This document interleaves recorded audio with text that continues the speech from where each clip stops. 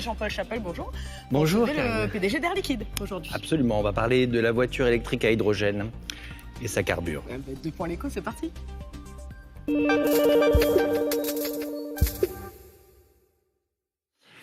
Bonjour à tous, Deux points l'écho avec Benoît Potier qui est le PDG de Air Liquide. Et alors vous nous annoncez que selon vous, l'avenir de l'automobile passe par l'hydrogène. C'est une voiture électrique qui carbure à l'hydrogène. Absolument. Expliquez-nous comment ça marche. Alors comment ça marche ? Déjà, c'est voiture électrique. Oui. On a tous en tête le fait que ces voitures électriques se développent. Mais il n'y a pas une prise il y a pas de batterie. Électrique. La batterie est remplacée par une pile qui fait de l'électricité. Une pile par rapport à une batterie, c'est plus petit ? C'est différent en technologie et c'est surtout alimenté par un carburant qui est de l'hydrogène. Donc on ne fait pas le plein d'électricité, on fait le plein d'hydrogène. Qui fabrique l'électricité à bord de façon propre puisqu'il n'y a que de l'eau qui sort de la voiture. Où trouve-t-on les stations d'hydrogène ? Alors ces stations sont en cours de construction. C'est une grande initiative qu'une trentaine d'entreprises au monde, avec des constructeurs automobiles. Et on découvre en même temps que vous parlez des images de... Alors c'est un prototype, c'est un véhicule. Non, c'est pas. C'est un taxi. Voilà, c'est pas du tout un prototype. C'est un taxi parisien. C'est une initiative qu'un jeune entrepreneur a pris à Paris. De créer une société de taxis électriques parisiens à base de véhicules à hydrogène. Et ce que vous voyez, ce sont des voitures de Toyota. Voilà, on voit qu'il y a un peu d'eau qui sort. Bon. D'ailleurs, cette eau est buvable. C'est la seule pollution, c'est ça qu'émet le véhicule. Elle est buvable, on peut la boire, elle est propre, il n'y a pas de problème. Donc elle est même pure, en fait. Ouais. Combien de véhicules aujourd'hui circulent à l'hydrogène ? Alors dans Paris, parce que je crois que ça c'est un peu un symbole, on est parti avec 5, ils sont 75 aujourd'hui. 75 il en véhicules. a commandé 130 pour l'année 2018 et il compte être à 200 véhicules à la fin de l'année 2018 et 600 en 2020. Pour l'instant, donc essentiellement des taxis. Est-ce qu'il y a des particuliers qui ont acheté un véhicule hydrogène ? Alors pour l'instant, c'est un petit peu difficile, ils sont en location. Nous, en tant qu'Air Liquide, on peut en louer, hein. Voilà, nous en avons acheté. Nous en avons dans notre flotte d'entreprises. Et ce matin, je suis venu ici avec une voiture à hydrogène. Ah oui. Alors, tiens, vous anticipez sur la question qui fâche. Elle vous est posée par Alexandre Peyrou.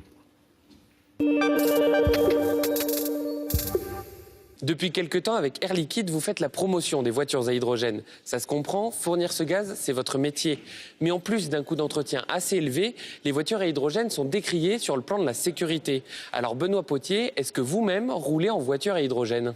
Alors la réponse est oui. Vous avez déjà un peu répondu, mais ça, c'est votre véhicule professionnel. Vous n'avez pas de véhicule personnel à hydrogène. À l'hydrogène, je n'ai pas réussi à en avoir un. J'essaye d'avoir la dernière version du modèle européen de Mercedes, qui n'est pas encore commercialisé en France, qui le sera seulement en 2019. En 2019, on pourra acheter un véhicule... C'est ce que l'on m'a promis, puisque je suis le premier candidat à essayer d'en acheter une. D'accord. Voilà. Il faut patienter un an. Il faut patienter encore un an, mais par contre, on en aura en Allemagne. En tant qu'Air Liquide, on pourra en acheter en Allemagne. Aujourd'hui, en France, en région parisienne, il n'y a que 18 stations, c'est ça, hydrogène ? Non, il y en a moins que ça. Dans la région parisienne, en fait, on en a installé une au moment de la COP21 au pont de l'Alma, qui était la première. Puis on en a inauguré une récemment à Orly pour cette société de taxi. Donc il n'y en a qu'une en fait. Donc il n'y en a qu'une. On est en train d'en construire une deuxième à Roissy. On en aura une troisième à Paris. On en aura une près de Versailles. Donc ça y est, on est en cours de construction des stations autour de Paris. Paris n'est pas la seule ville de France dans laquelle on a fait ces initiatives. Il y a un certain nombre de villes en France pour lesquelles on est en train soit de construire une station, soit d'envisager de construire une ou plusieurs stations. Est-ce que ça explose l'hydrogène ? Oui. Alors le gaz en lui-même, on le connaît depuis très longtemps. Ce que l'on a en tant qu'industriel, c'est une longue expérience de la production et de la distribution de ce gaz. Et ce que je peux vous dire, c'est que l'accidentologie en hydrogène n'est pas supérieure à n'importe quel autre produit. Et aujourd'hui, les constructeurs automobiles qui ont fait tous les tests ont démontré la sécurité auprès des autorités de technique, de la fiabilité et de la sécurité des voitures à hydrogène. À ce stade, ce n'est pas tout à fait rentable pour monsieur et madame tout le monde. Il faut que ce soit subventionné. Vous demandez des aides de l'État ? Alors, au départ, il faut effectivement des aides. C'est peut-être pour la voiture, ça ce sera, je dirais, la question des fabricants de voitures. Pour l'infrastructure, je pense que là, il faudra effectivement qu'on puisse faire des partenariats publics-privés. On en a commencé un en Allemagne, qui est vraiment à 50-50 entre le public et le privé. On a ensuite fait la même chose au Japon, on est en train de l'envisager en Corée. Donc il y a maintenant un certain nombre de pays dans le monde pour lesquels des partenariats publics-privés se forment. Aujourd'hui, ça coûte combien d'acheter une voiture électrique? Ça dépend. À l'hydrogène. La voiture électrique à l'hydrogène, c'est le même budget qu'une Tesla, oui. à peu près. Ah non, c'est moins quand même. Combien?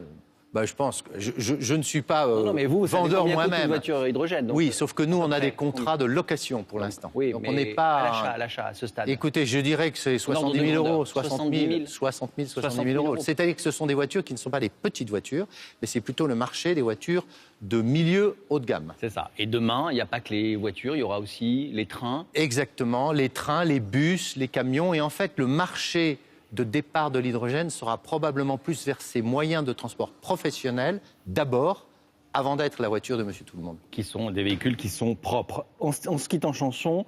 Sultan of Swings, de Dire Straits. Absolument. Vous aimez bien cette chanson? J'aime beaucoup cette chanson et j'aime bien Dire Straits et je pense que c'est un super groupe et j'ai toujours adoré cette musique. Merci beaucoup d'avoir été avec nous. Très bonne journée à vous tous.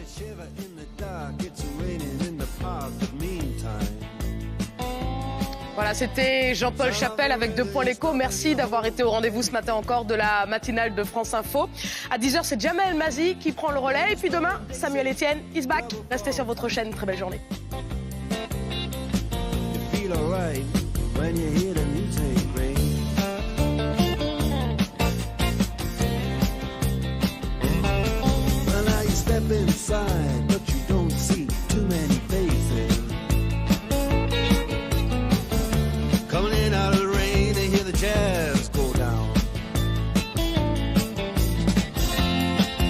Competition in other places,